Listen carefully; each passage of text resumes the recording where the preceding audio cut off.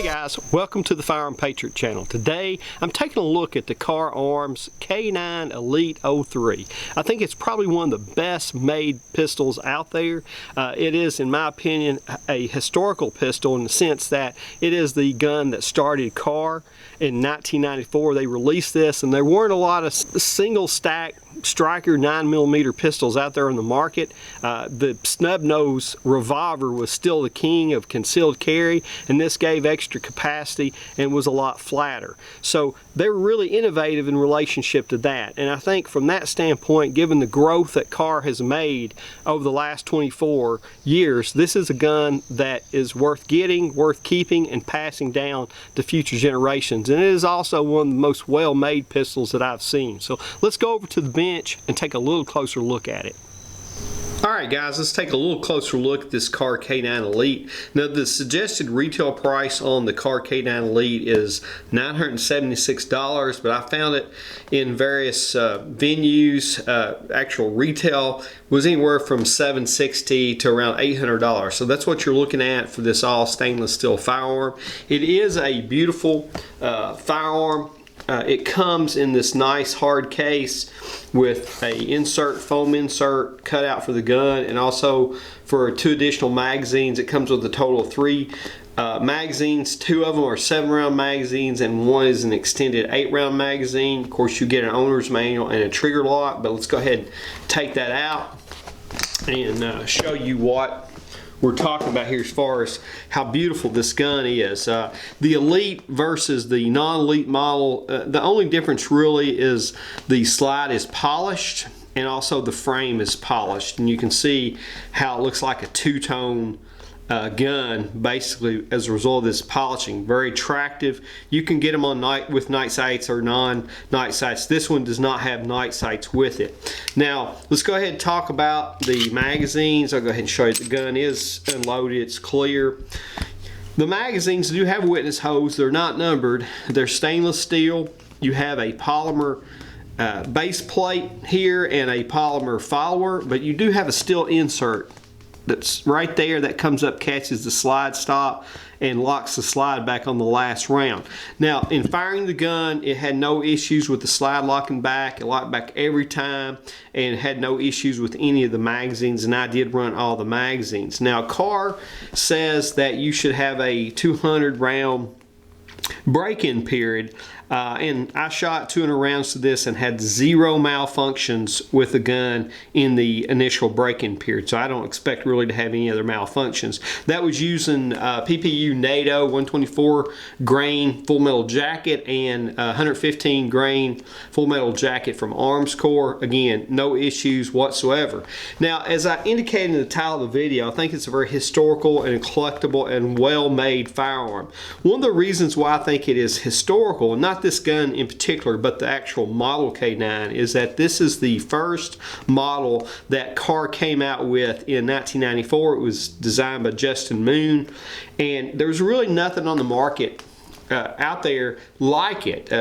Really, snub-nosed revolvers dominated the concealed carry market, which was primarily a lot of law enforcement at the time, because a lot of states did not have concealed carry, although that would be coming down the road fairly quickly. So it really made it a great time for Kahr to release this gun. You also had, I think, the Sig Sauer 239 was out, which was a hammer fired gun, and also the Glock 26 was also released in 1994, I believe, as well. So you started getting these concealed carry guns out there on the market. Now, every gun that has come in the Kahr lineup after this one has been related to it in some way. You know, same mechanism, may not have a stainless steel or metal frame. A lot of them are polymers. You get the P9, which is an excellent carry gun. So multiple guns have been derived from this model, and that's something that I look at from a collection standpoint. I also look at it from the standpoint that this is the gun that started Kahr, and it was significant when it came out simply because the timing was right. It didn't have anything to do with Kahr, but at the time Clinton had the weapons assault ban passed, and you couldn't have capacity in your magazine of more than 10 rounds. So again, people started looking at guns that had lower capacity. So that made this gun very attractive because it was really smaller than a snub nose revolver. It was thinner. It weighed about the same. This weighs in at 25.3 ounces with a magazine in there. It's 6 inches long. Most revolvers, if you do end to end, they're larger than that. It has a 4.5 inch height to it. Now, the thickness of the slide's a .90, and it's about an inch right there at the slide stop, which is going to be the thickest part of the firearm. So, you know, this was something that they looked for, and they were also used to double action triggers. We're not really used to that a lot now, but Kahr put out one of the best, and still does have one of the best double action triggers only on the market. It's a very smooth trigger. Most revolver triggers are going to run you anywhere from, you know, 8.5 to 12 pounds, depending on whether or not they've had any work done on them. This is going to come in, I did 5 pulls on it. It came in at 5 pounds and 3 ounces. So a very good trigger on the gun. So from my perspective, it just has a lot of historical value to it, the model does, and also it's a gun to collect because it's so well made. And I don't think it's going anywhere. It's been here for 24 years, and I think it's a great gun to be able to pass down from generation to generation, as opposed to some of the polymer guns that are on the market today. I'm not sure how well they're going to hold up in 50 or 100 years. So let's take a little bit closer look at this. As I indicated, you know, the 3 magazines, no issues with that. You do have the mag well slightly beveled to aid for reloads. You have a very smooth front strap here, and you have a grip that wraps all the way around the pistol. You have the Kahr emblem molded into that rubber grip, and you can really get good purchase on the gun. You can get high up on it, and one of the reasons they do that, they cut the rubber portion out right there so you can make sure that it doesn't restrict your ability to get the highest possible grip that you can. Now, I understand that we're in an era of very light guns, but it's sometimes very pleasurable to go out and shoot a gun that's, you know, 25 ounces because the recoil is not that strong. A lot of people are recoil sensitive, and they'd rather have a gun that has less recoil and just a little bit of weight. Now, I've been carrying this in this inside the waistband holster, and I got to tell you, it's very comfortable, and I don't notice the extra few ounces carrying this gun. Now, this goes to a Kahr PM9, which I don't have anymore simply because it was stolen, but this fits it perfectly, and it's done an excellent job. This is my personal gun. It's going to go into my collection, and I'm going to pass that gun down hopefully to my children one day.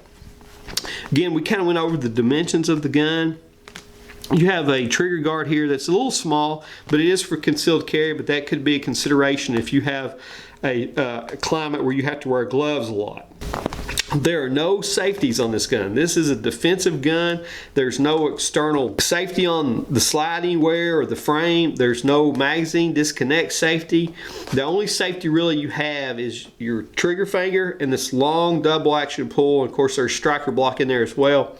But you know, it's just made and designed to be a self-defense concealed firearm. Now, you have a magazine release button here. It's serrated. We had no issues with the magazine dropping when you wanted it to. Came out very easily. And you have very deep serrations on the slide. And they do allow you to get a very good purchase of that slide and pull it back.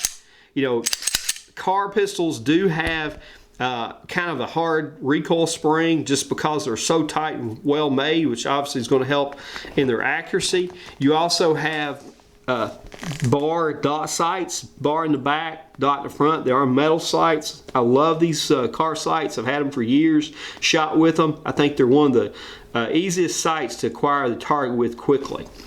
You do have an external extractor here. And just overall, a very well done firearm. You've got Kahr engraved on the slide with K9 up here, and you have on this side on the frame it says Elite 03. Let's go ahead and look at the trigger on the gun.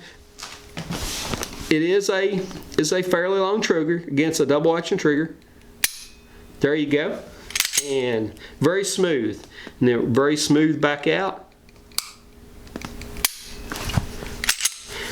Again, I did 5 pulls on it. Average 5 pounds 3 ounces, which again is very smooth for a double action trigger.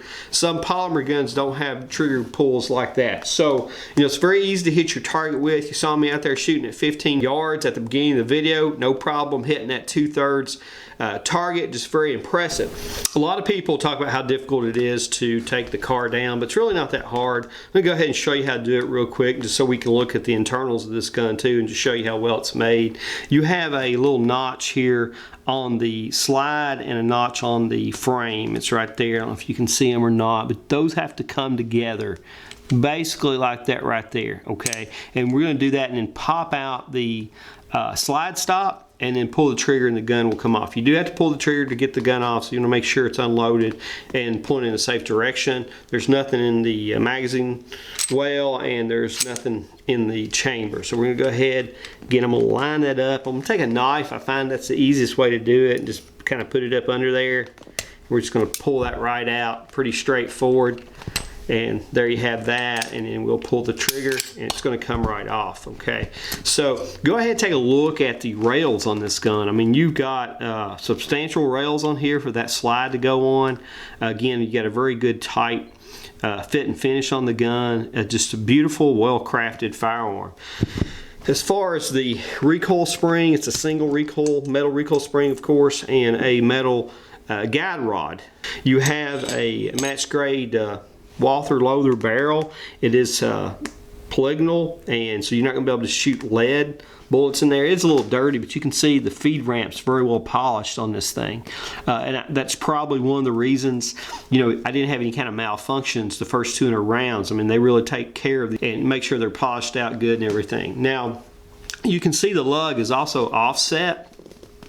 And the way this is designed is it gives the gun a little bit extra barrel length and also allows it to ride a little bit lower in the frame, which is going to help have a lower bore axis and also allow for less felt recoil. But just give you an example, and I'll show you a shield here in a minute. This gun's the exact same size pretty much as a shield, and this has about a 3.5-inch barrel on it where the shield has a 3.1-inch barrel. So they're able through innovation and design to increase your velocity, and with a match grade barrel you're going to get a longer life and better accuracy as well. So let's go ahead.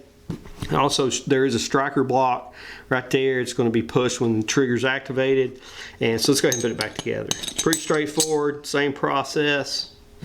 Now you can see here this is rounded at one end and put together where it's open on that end. You want to put the closed end on the back of the guide rod and the open end up here at the top of the slide. We're just going to push that down and lock that into place. I'm going to make sure that lines up good. Again, you can see the offset there. Again, a unique feature by Kahr, patent, and really a useful feature. Now we're going to go ahead and slide it back on the frame, and what you want to look at here is you've got the ejector right here, and it's going to push down. So you just push that down so that can slide back on there. Again, you're going to line these two notches up.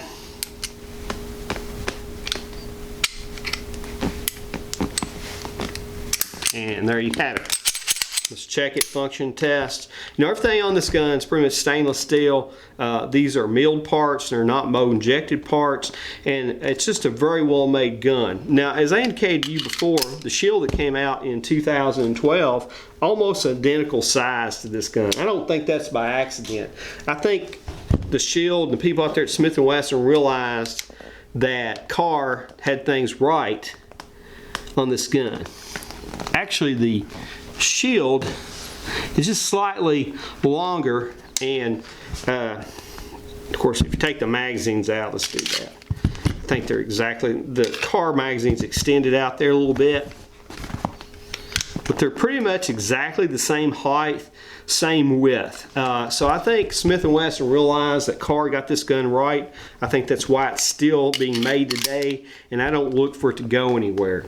So I hope you'll check these out. I think they're great guns to collect and pass down for generation to generation. Again, great trigger pull on them, and just really an overall good concealed carry pistol. So with that being said, this is the Firearm Patriot. Till next time, God bless America.